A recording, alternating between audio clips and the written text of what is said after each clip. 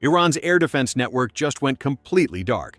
Not from a ground invasion, not from a nuclear strike, from one American ship that Iran spent 40 years preparing for and still could not stop. USS Gerald R. $13 billion, the most advanced warship ever built. And in 72 hours of Operation Epic Fury, her aircraft flew 8,000 combat missions over Iran without a single fighter jet shot down by Iranian air defenses. 8,000 flights. 0 losses to the system Iran called untouchable. How does one carrier make 40 years of Iranian air defense completely useless? Stay with me, because the answer involves a weapon system so effective that Iranian radar operators were reportedly forced to choose between 2 options. Turn your radar on and die, or keep it off and go blind. And what they chose tells you everything about what the Ford actually did to that network. Before we get into how America destroyed it, you need to understand what Iran actually built. Because Iran did not try to match America in the sky plane for plane. They knew they could not win that fight. So they built a completely different fight. Think of it like a fortress with no front gate. Instead of building an air force to challenge American fighters, Iran surrounded the Strait of Hormuz with layer after layer of ground-based missile systems. Russian S-300 batteries on the coastline. Domestically built Bavar 373 systems in the mountains. Radar installations so numerous and so spread out that destroying one left 4 others covering the exact same piece of sky. Every layer backed up by another layer behind it.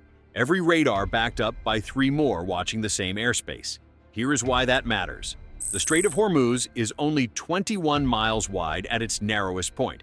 21 miles. That is the gap that roughly 20% of the world's oil passes through every single day. Iran positioned their missile batteries on both sides of that gap.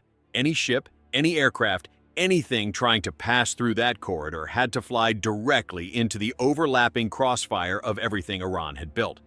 Iranian commanders reportedly told their leadership that no American carrier strike group could survive long enough to open that strait. They believed it completely. They built their entire military strategy around that one belief. And for 40 years, on paper, it held up. Then the Ford arrived, and she brought a secret weapon that Iran never figured out how to stop. The EA-18G Growler. This is the aircraft that actually won this fight, and almost nobody outside the military community is talking about it. It does not look like a war winner. It carries no bombs. It has no strike mission. From the outside, it looks almost identical to a regular fighter jet, but inside it is something completely different. The Growler is an electronic warfare aircraft. Its entire purpose, its only job, is to find every radar that Iran turns on and either jam it so it cannot function or destroy it completely with a missile that follows the radar signal back to the source like a boomerang following a sound. Here is the simple version of why this is so devastating. Iran's entire air defense system only works when the radars are switched on. Simple as that. Radars have to send out signals to detect incoming aircraft. It is exactly like a flashlight in a dark room. The moment you turn on the flashlight, everyone in the room can see exactly where you are standing.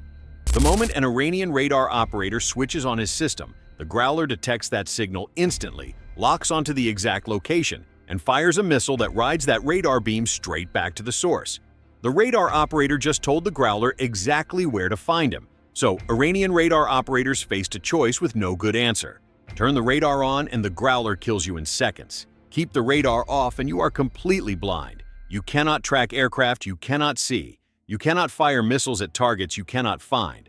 Iran spent 40 years and tens of billions of dollars building a system that requires radar to function. The Growler made turning on that radar a death sentence. And when radar operators stopped turning them on to survive, the entire network went blind. That is the trap. And here is what makes it even more brutal. Iran trained their radar operators for years. These were not amateur soldiers sitting at a screen. These were experienced professionals who understood exactly what they were facing. And it still did not matter, because the Growler does not give you time to think. From the moment a radar switches on to the moment the missile arrives is measured in seconds, not minutes, seconds. There is no time to turn the radar off. There is no time to relocate. There is no escape procedure fast enough. Iran built their operators to be excellent. America built a missile that makes excellence irrelevant. That is the trap. And the Ford was built specifically to spring it faster than any ship that came before her. Here is where the Ford herself becomes the weapon.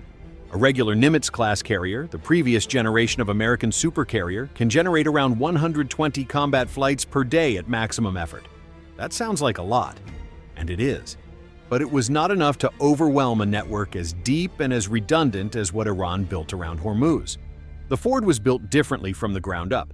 She replaced the old steam-powered launch catapults with a brand new system called EMALS, Electromagnetic Aircraft Launch System.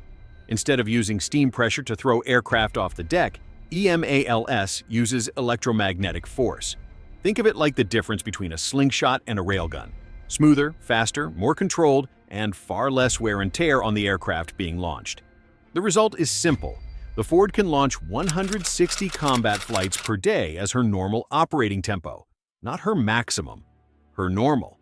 That extra 40 flights per day compared to older carriers does not sound dramatic. But in a fight like this, it was everything. Because those extra sorties meant more growlers in the air simultaneously, more radars being jammed at the same time, more Iranian radar operators facing that impossible choice all at once, instead of one at a time. Iran's network was designed to absorb losses gradually. The Ford made it absorb losses faster than it could recover. And there is one more system working alongside the growlers that Iran never had an answer for: the advanced weapons elevators inside the Ford. On older carriers, moving bombs and missiles from the storage decks up to the flight deck was slow. It created bottlenecks. Aircraft would be ready to fly, but waiting on weapons. The Ford's elevators moved 24,000 pounds of ammunition per minute straight to the flight deck. No bottleneck, no waiting.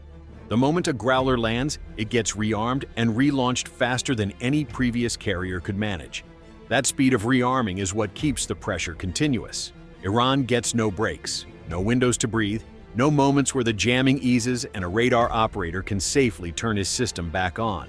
The pressure never stops, and flying above all of it, coordinating every single Growler in real time, was an aircraft called the E-2D Advanced Hawkeye. If the Growler is the weapon, the Hawkeye is the brain telling the weapon exactly where to aim. Picture a flying command center with a massive radar dome spinning on top of it, able to see every aircraft, every missile, and every radar emission across hundreds of miles of airspace simultaneously. The moment any Iranian radar switched on anywhere near the strait, the Hawkeye detected it, calculated which Growler was in the best position to engage, and passed the targeting information in seconds. The whole kill chain from detection to destruction was happening faster than Iranian commanders could even communicate with their own radar operators. Iran built their entire defense, assuming American aircraft would be operating without this level of coordination. They assumed there would be gaps, delays, confusion. The Hawkeye eliminated every single one of those assumptions before the first strike aircraft ever crossed into Iranian airspace. Now, run the whole thing together. February 28, 2026. Operation Epic Fury begins before dawn. Before a single American bomb drops, Growlers have been cycling for hours, blinding and destroying Iranian radar installations one after another. Every Iranian radar operator who turns on their system to track incoming Tomahawk cruise missiles gets a missile back. Every operator who keeps their radar off to stay alive leaves a gap in the network. American F-35 stealth fighters fly through the gaps. Tomahawk cruise missiles fly through the gaps. Strike aircraft follow. 8,000 American combat flights over Iran. 0 fighter jets shot down by Iranian air defenses, against a system Iran built specifically over 4 decades to prevent exactly this outcome. That is not just air superiority. That is one of the most complete and total suppressions of an enemy air defense network in the history of modern warfare. And it happened because America did something no other country on Earth can do. America built a $13 billion ship designed specifically to generate this kind of sustained, relentless industrial-scale pressure. Not for one day, not for one strike, continuously, around the clock, at a tempo no adversary had ever prepared to absorb. Here is what makes this truly remarkable. Iran did everything right by the logic of conventional military planning. They studied American carrier operations for decades. They identified radar dependency as the one vulnerability they could exploit. They built an entire defense network around exploiting that vulnerability. And they were not wrong that the vulnerability existed. What Iran never planned for was America building a ship specifically capable of turning that entire strategy into a death trap for Iranian radar operators instead of American pilots. Iran prepared for the fight America fought in 1991. America showed up to fight 2026. And there is no time to update your doctrine when the opening wave hits before sunrise and your radar operators are already choosing between dying and going blind. Now, some will say this was not a clean sweep. They are not completely wrong. One F-35 took ground fire on March 19th and made an emergency landing. The Ford herself caught fire in her laundry room after 261 straight days at sea and had to pull back to Crete for repairs. Munitions stockpiles are tightening across the fleet. The war is not finished. Anyone telling you otherwise is not being straight with you. But here is what nobody can argue with.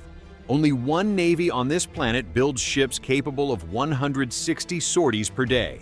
Only one country deploys them for 261 consecutive days across 3 separate theaters, from the Caribbean to the Mediterranean to the Red Sea, and still delivers this kind of performance when it matters most. Only one military in human history has ever walked into the most heavily defended strait on Earth and made the entire defense network go dark in 72 hours without losing a single fighter jet to enemy fire. Iran built a wall in the sky 40 years thick. America built a ship that turns the wall against the people hiding behind it. The sailors of USS Gerald R. Ford did not just complete a mission. They proved in real combat, under real pressure, after 261 days away from their families, that American naval power is not just the biggest in the world. It is in a completely different category from everything else that exists on this planet. No other country even comes close. No other navy even comes close. And Iran found that out the hard way at the Strait of Hormuz. If you are proud of what these sailors did for this country, type proud in the comments right now. Subscribe to Navy Secrets. We do not guess here. We engineer.